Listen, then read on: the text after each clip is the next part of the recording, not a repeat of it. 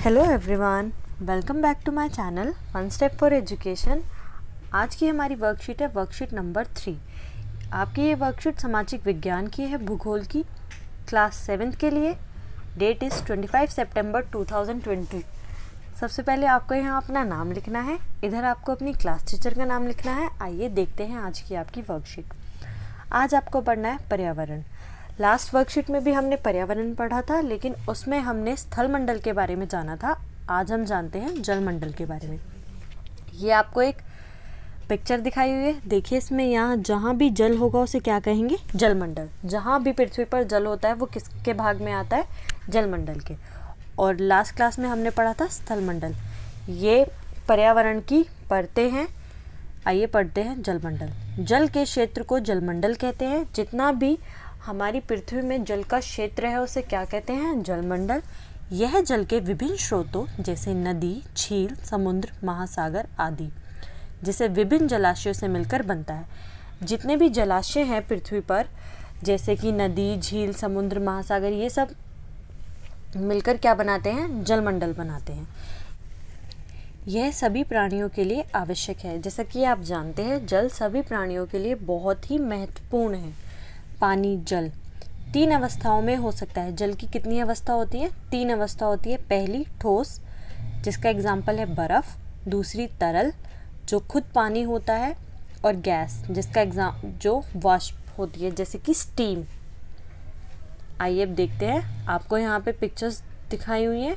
आपको बताना है कि ये किस किस चीज़ की पिक्चर है। आपको पहले में आपको ग्लेशियर दिखाए हुए हैं।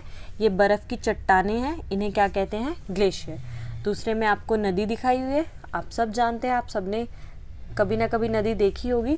थर्ड में समुद्र है। फोर्थ में आपको बहुत सुंदर सा झरना दिखाया हुआ है। झरना जब बहुत तेज गति से पानी आकर ऊपर से नीचे की ओर गिरता है तो उसे झरना कहते हैं। इधर देखिए झील, जो कि बहुत ही सुंदर होती है।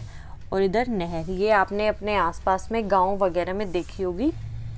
उसके बाद आपको 2 क्वेश्चन दिए हुए हैं। आपने पानी को कहाँ और किस रूप में देखा है, इसके बारे में बताइए। आपको बताना है कि आप पानी के कितने रूप होते हैं और आपने उसे कहाँ देखा है। तो हम लिखेंगे बर्फ़ में हम पानी का ठोस रूप देख सकते हैं। पानी के 3 रूप होते हैं, ठोस, तरल और गैस। उसमें से जो बर्फ़ होती है वो ठोस होती है, तो वो ठोस रूप होता है। तो आप ऐसे लिखेंगे, बर्फ़ में हम पानी का ठोस रूप देख सकते हैं, पानी में हम तरल रूप देख सकते हैं, और भाप या वाष्प में हम गैस का रूप देख सकते हैं। तो ये हो गए जल के 3 रूप। उसके बाद आपको एक क्वेश्चन और दिया हुआ है इधर। आपको कैसे लगता है कि पानी सभी जीवों के लिए आवश्यक है? आपको यहाँ पे बताना है कि आप जो पानी है वो सभी जीवों के लिए आवश्यक कैसे है।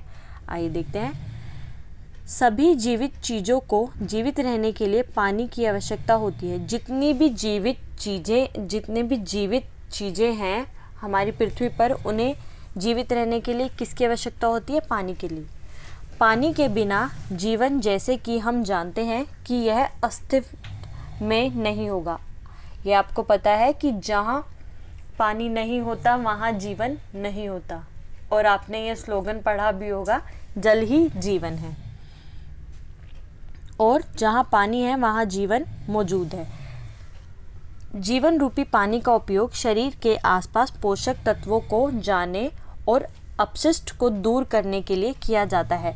जितने भी जीवित चीज़ें होती हैं उन्हें पानी बहुत आवश्यक होता है। उनके लिए पानी का उपयोग से शरीर में जितने भी पोषक तत्व होते हैं वो जाते हैं, और जो अपशिष्ट पदार्थ होते हैं वो शरीर से बाहर निकलते हैं। हमारे पाचन तंत्र के लिए पानी ज़रूरी है, और हमारी डे टू डे लाइफ के लिए जो हर रोज़ हमारी दिनचर्या है उसमें हमें पानी कितना महत्वपूर्ण है ये तो आप जानते ही हैं। तो ये थी आपकी आज की worksheet for class 7th। Hindi medium में थी आपकी ये वर्कशीट। सामाजिक विज्ञान भूगोल की वर्कशीट है ये आपकी। अगर आपको मेरी वीडियो पसंद आई हो तो चैनल को लाइक एंड सब्सक्राइब ज़रूर कीजिएगा। Thank you.